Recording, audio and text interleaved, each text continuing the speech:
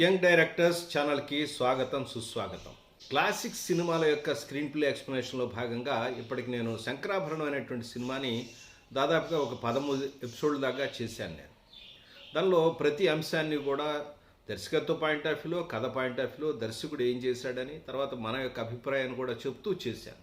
అయితే అది ఒక్కటే కాకుండా మనం ఎవరైతే స్క్రీన్ ప్లే నేర్చుకునేటువంటి వాళ్ళు, తెలుసుకోవాల్సిన వాళ్ళు ఎవరైతే ఉన్నారో వాళ్ళ కోసం అని సిడ్ఫీల్డ్ స్క్రీన్ ప్లే స్ట్రక్చర్ని అప్లై చేసి, అంటే ఒక్కొక్క యాక్టు ఎక్కదాగా ఉంది, దానిలో ఏం జరిగింది అనే డైనమిక్స్ని కూడా ఎక్స్ప్లెయిన్ చేసినట్టయితే వాళ్ళకు ఉపయోగంగా ఉంటుంది, కన్ఫ్యూజన్ లేకుండా ఉంటుందనే విషయాన్ని క్లియర్ చేయటం కోసం పర్టికులర్గా ఒక 4 ఎపిసోడ్లేనే అంటున్నాను. అంటే ఒక్కొక్క యాక్ట్ని ఒక్కొక్క ఎపిసోడ్గా చేయడానికి ప్రయత్నిస్తాను. యాక్ట్ కొంచెం పెద్దగా ఉంటుంది, అయినప్పటికీ కూడా దాన్ని క్రిస్ప్గా చేయడానికి ప్రయత్నిస్తాను. దాంతో మనకి పరిపూర్తిగా Sankarabharanam screenplay explanation complete చేయాలని మనసులో ఒక భావన, అందుకోసమే చేస్తున్నాను. అంటే ఒక సినిమా చూసామంటే దాని గురించి పూర్తి అవగాహన మనకు ఉండాలి, ఎయిదర్ స్ట్రక్చర్ పాయింట్ ఆఫ్ వ్యూలో, సినిమా పాయింట్ ఆఫ్ వ్యూలో అనేటువంటి ఒక అవగాహనతో అలా చేద్దామని అనిపించింది. దానిలో ఇవాళ ఫస్ట్ ఎపిసోడ్, అంటే యాక్ట్ 1లో ఏం జరుగుతుంది డైనమిక్స్ అనే విషయాన్ని మొట్టమొదట మనం చూడటానికి ప్రయత్నిద్దాం.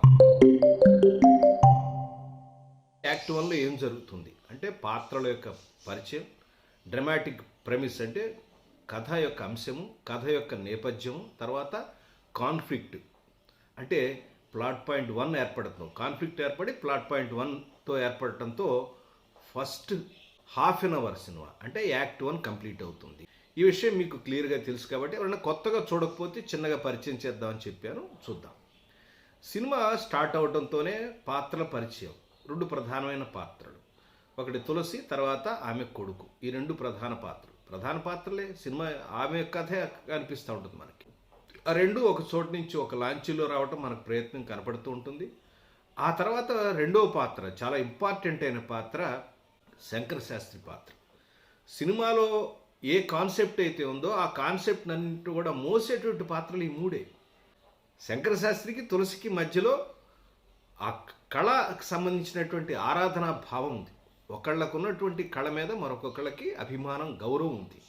ఈ అభిమానం ఫస్ట్ పాయింట్ ఆఫ్ వ్యూ అనేది ఇక్కడ ఫస్ట్ ఇమీడియట్గా మనకి ఎస్టాబ్లిష్ అవుతుంది, బిగినింగ్లోనే ఎస్టాబ్లిష్ అవుతుంది. పాత్రలు 2 ఎంత ఔన్నత్యం కలిగిన అద్భుతమైనవి. అంటే ఎలా చెప్తారంటే విజువల్గా పాత్ర కనపడంగా నమస్కారం పెడుతుంది. అంటే ఏంటి, ఆ పాత్రను చూపించినప్పుడేమో గండపెండేరం కనపడుతుంది, ఆయన వెళ్తూ ఉంటాడు. గండపెండేరం అంటే ఏంటి, సాహిత్యంలో, సంగీతంలో కానీ బాగా టాప్ మోస్ట్ పర్సన్కి దొరికేటువంటి ఒక ఆభరణం. అంటే ఒక గొప్ప వ్యక్తి అని విజువల్గా చెప్పారు, నమస్కారం అనేది చాలా మంచి వ్యక్తి అనే విషయాన్ని విజువల్గా చెప్పడం, అంటే నెమ్మదిగా క్యారెక్టర్ యొక్క విషయాన్ని మనం ముందుకు తీసుకెళ్తాం. ఆయన యొక్క ఆర్థిక పరిస్థితి ఏమీ బాగాలేదనే విషయం ఎస్టాబ్లిష్ అయిన తర్వాత ఫ్లాష్ బ్యాక్లోకి వెళ్తుంది, ఏం జరిగిందనే విషయం. ఆ తర్వాత ఒక సభ, సంగీత సభ జరుగుతుంది. ఆ సభలో ఉన్న చిన్న డిస్టర్బెన్స్ని ఆయన ఇంట్లోకి వెళ్ళిపోవటం, ఆ ఇంట్లోంచి తర్వాత ఆయన యొక్క మానసిక పరిస్థితి, ఎట్లాంటి కోపధారైన మనిషి, ఏదైనా డిస్టర్బెన్స్ జరిగితే తను పాడుతున్నప్పుడు ఎట్లా తట్టుకోలేని మనిషి అనే విషయాన్ని పని మనిషి క్యారెక్టర్ ద్వారా చెప్పిస్తాడు. ఆ తర్వాత ఇక్కడ జమీందార్ క్యారెక్టర్ ఒకటి ఇంట్రడ్యూస్ అవుతుంది. ఆ జమీందార్ క్యారెక్టర్కి ఈ అమ్మాయిని, తన కూతుర్ని కనిరెక్కంలాగా చేసి డబ్బులు సంపాదించాలని తల్లి అనుకుంటుంది. చూడండి పాత్రలను ఎలా పరిచయం చేస్తూ వస్తారు నిదానంగా. ఇక్కడ కథని నడిపించిన విధానం చాలా అద్భుతంగా ఉంటుందండి. ఎప్పుడైతే ఆ సంగీత సభలో డిస్టర్బెన్స్ ఉంటుందో, డిస్టర్బెన్స్ చేసి వెళ్ళిపోతాడో, ఆయన మానసిక పరిస్థితి చెప్పిన తర్వాత మరుసటి రోజు పాపతో చిన్న ప్రాక్టీస్ చేస్తూ ఉంటాడు నది ఒడ్డున. ఆమె వచ్చి డాన్స్ చేయటం, అక్కడ ఆమె వచ్చి ఆమెను చూసి అలా ఆమెను పాటను కంటిన్యూ చేయటం, తర్వాత ఆవిడ పాదాలకు నమస్కరించడం, ఒకరి కళని ఒకళ్ళు అభినందించుకున్నారనే విషయాన్ని ఎస్టాబ్లిష్ చేశాడు. ఈ సినిమాలో గమనించవలసిన అంశం ఏంటంటే పాత్రల యొక్క మనస్తత్వాన్ని కానీ ఎక్కడ ఇంబ్యాలెన్స్ కాకుండా, ప్రేక్షకులు 1% కూడా వాళ్ళని తప్పు అర్థం చేసుకోవడానికి అవకాశం లేకుండా తీర్చిదిద్దటం అండి. పాత్రల యొక్క ఎలాంటి సామాజిక మాధ్యమాల్లోంచి, ఎలాంటి సాంఘిక పరిస్థితుల నుంచి వచ్చినప్పటికీ కూడా వాళ్ళ మీద దుష్టమైన అభిప్రాయం కలగకుండా తీసుకుని వాటిని ఔన్నత్యాన్ని కాపాడటం అనేది దర్శకుడు చేసిన ప్రయత్నం. ఆ తర్వాత ఒక బెంగళూరు నుంచి ఆయనకు ఒక ఆఫర్ వస్తుంది. అంటే అక్కడ ఒక సంగీతం సభ పెడతారు, దానిలో గండపెండేరం దొరికేటువంటి కార్యక్రమం జరుగుతుంది కాబట్టి దానికి రావాలని చెప్పి ఇన్విటేషన్ బలవంతాన్ని ఒప్పిస్తారు అల్లు రామలింగయ్య గారి క్యారెక్టర్. అదే నైటు ఈవిడేం చేస్తుందంటే, మదర్ ఏం చేస్తుందంటే జమీందారుతో చెప్తుందనమాట, ఈసారి మిమ్మల్ని నేను నిరాశపరచనండి అని చెప్తుంది. అంటే ఆ విషయం ఆ అమ్మాయి వింటుంది. ఎవరో తులసి వింటుంది. విని ఇంట్లోంచి పారిపోతుంది. శంకర శాస్త్రి ఏమో బెంగళూరు బయలుదేరుతాడు సభ చేయటానికి. ఈ క్యారెక్టర్ రెండింటికి తెలియదండి. ఈయన బెంగళూరు వెళ్తున్నాడు అనే విషయం తులసికి తెలియదు, తులసి వస్తుందని ఇద్దరికి తెలియదు. ఆయన బెంగళూరు బయలుదేరి ట్రైన్ వెళ్తుంది. నడుస్తున్న ట్రైన్లో గబక్కన ఎక్కేస్తుంది. తల్లిను మేనమామ వచ్చి ఎత్తుకుతారు. అరే ఉందాను, ఎక్కడా కనపడదు. అరే ట్రైన్ కదిలిపోయింది.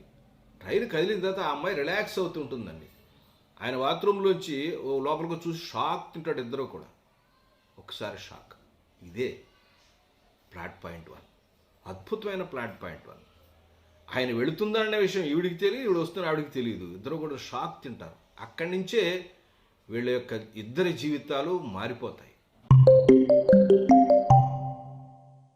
అలా ఆ పాత్రను చూసి ఆశ్చర్యపోయినటువంటి శంకర శాస్త్రి మరుసటి రోజు సభకి వెళ్ళటం, ఆ సభలో అందరూ కూడా చూసి అక్కడి నుంచి లేచి వెళ్ళిపోవడం, జనాలందరూ కూడా వ్యతిరేకం రావడం జరుగుతుంది.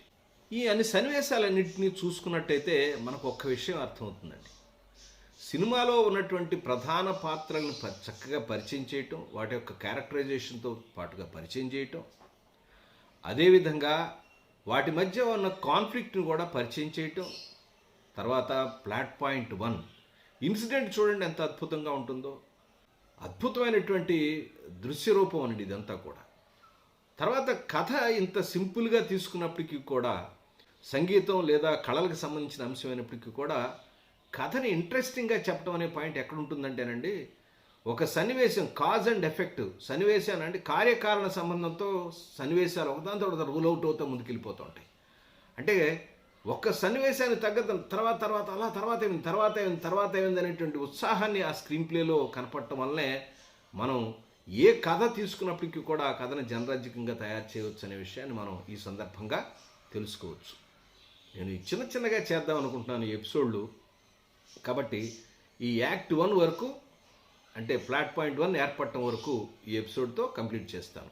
మరొక ఎపిసోడు మళ్ళీ చెప్తాను. అప్పటిదాకా నమస్కారం.